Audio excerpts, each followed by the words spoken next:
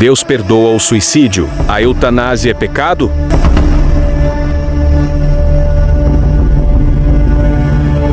Bom, a primeira coisa que nós precisamos entender é que o suicídio, ele é sim um pecado, e um pecado grave contra um Deus que é santo, contra o Senhor. O suicídio, ele é sim um assassinato da sua própria vida, do seu próprio corpo, da sua própria pessoa. E assassinato é pecado e reprovado pelas Escrituras e completamente condenatório pelas Escrituras. No entanto, não é um pecado imperdoável. Dizer que o suicida ele vai diretamente ao inferno é subestimar demais o pecado. É dizer que a salvação ela é contida por meio de obras, de boas obras, e não por meio da graça salvadora que é em Cristo Jesus. As implicações a respeito disso são tamanhas, são muito grandes. E eu quero questionar algumas aqui com vocês e defender esse ponto, de que é um pecado grave de assassinato, como qualquer outro assassinato, o assassinato da sua própria vida. Todavia, não pode ser considerado um pecado imperdoável. A Bíblia não diz isso em lugar nenhum. Mas, em suma, a Bíblia cita a questão do suicídio? Sim. A Bíblia fala muito usando exemplos acerca de suicídios. Mas a Bíblia não faz nenhum juízo de valor sobre eles. A Bíblia não diz que o suicida vai direto ao inferno. E muito menos a Bíblia deixa claro que há perdão para o suicida. Todavia, nós podemos fazer algumas ponderações, podemos fazer algumas conjecturas e podemos pensar teologicamente sobre o assunto, sim. É claro que é um tabu, é uma questão muito complexa, é uma questão difícil, sim, de lidar, a questão do suicídio, mas nós temos que discursar sobre isso. Isso é necessário até mesmo para nos resguardar a respeito desse assunto e saber responder essas questões de suicídio e também de eutanásia. E é sobre isso que eu quero falar aqui com vocês hoje. Vamos a alguns exemplos nas Escrituras. O primeiro exemplo está em Juízes capítulo 9, versículos 53 e 54, a questão de Abimeleque, filho de Gideão.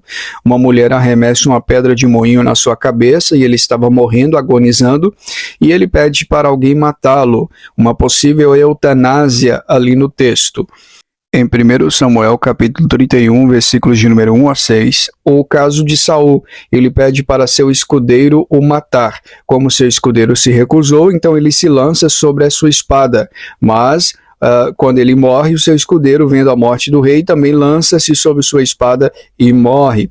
Então nós temos dois casos de suicídio em um texto só. Também Aitofel, conselheiro de Davi e de Absalão, 2 Samuel capítulo 17, versículo 23. Ele pôs em ordem seus negócios e se enforcou, por conta de Absalão rejeitar seu conselho, conforme nós lemos no texto. Em Mateus capítulo 27, nós temos o tão famoso caso no Novo Testamento do suicídio de Judas Iscariotes, que se enforcou e suas tranhas foram expostas. Temos sim registros, mas não de forma positiva. Temos de forma muito negativa a questão do suicídio, se é que podemos usar a expressão forma positiva. E o tão famoso caso de Juízes capítulo 16, versículo 30, que é o caso de Sansão. Muitos dizem não se tratar de suicídio, o caso de Sansão, por se tratar de um ato de guerra ou de um sacrifício, mas é sim um tipo de suicídio. Ou seja, a Bíblia exaustivamente cita sim a questão do suicídio, mostrando ser um pecado gravíssimo, mas sem fazer juízo de valor sobre eles. Ou seja, não é um pecado imperdoável. Deus pode sim perdoar o suicídio. Eutanásia é a mesma coisa. O suicídio assistido, eutanásia, é a mesma coisa, porque é uma tentativa de se livrar do sofrimento, né? A questão do desligar os aparelhos é uma tentativa de se livrar do sofrimento. Isso é sim um pecado gravíssimo contra o Senhor, uma vez que nós devemos aceitar o nosso destino, aceitar o nosso sofrimento. Isso é muito comum quando nós lemos o livro de Jó, para entendermos perfeitamente a questão da teologia do sofrimento.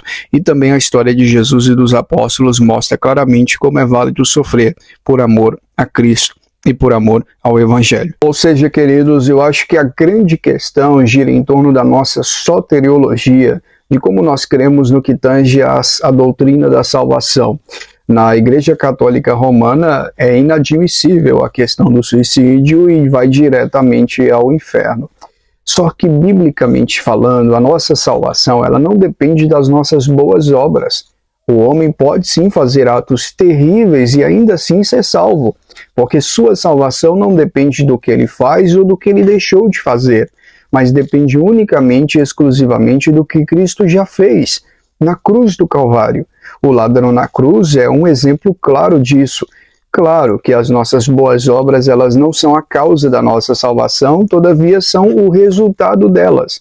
Enquanto nós estivermos aqui, entendemos o que é o Evangelho e para que serve o Evangelho, nós devemos sim praticar boas ações e viver em santidade. Todavia, a minha santidade não me leva para o céu. Eu não me santifico para mim ir para o céu. Eu me santifico porque eu já estou indo para o céu. Eu me santifico porque eu já sou salvo. Santificação é somente para crente, não é para o descrente. O descrente não sabe o que é santificação. O descrente não consegue viver em santificação. Somente aquele que foi salvo primeiro, regenerado e lavado pelo Espírito Santo é que consegue se santificar e fugir do pecado. Resumindo, eu posso dizer que o suicida, ele pode sim ser salvo pelo Senhor, ele pode sim ser um eleito e ir diretamente ao céu. Depende do juízo de Deus sobre a sua vida e daquilo que Deus determinou. Todavia, a nossa salvação não depende das nossas boas obras e das nossas boas ações, mas sim unicamente da obra de Cristo na cruz do Calvário. Válido ressaltar também o papel da igreja, de orientar e também da própria psicologia. É necessário sim bons profissionais, psicólogos cristãos, para saber orientar e aconselhar pessoas que sofrem de depressão, ansiedade ou coisa semelhante, para que possam prevenir essa questão tão triste que é a questão do suicídio. O que você acha a respeito? Diga aqui abaixo, seu comentário será muito válido e necessário. Deus abençoe.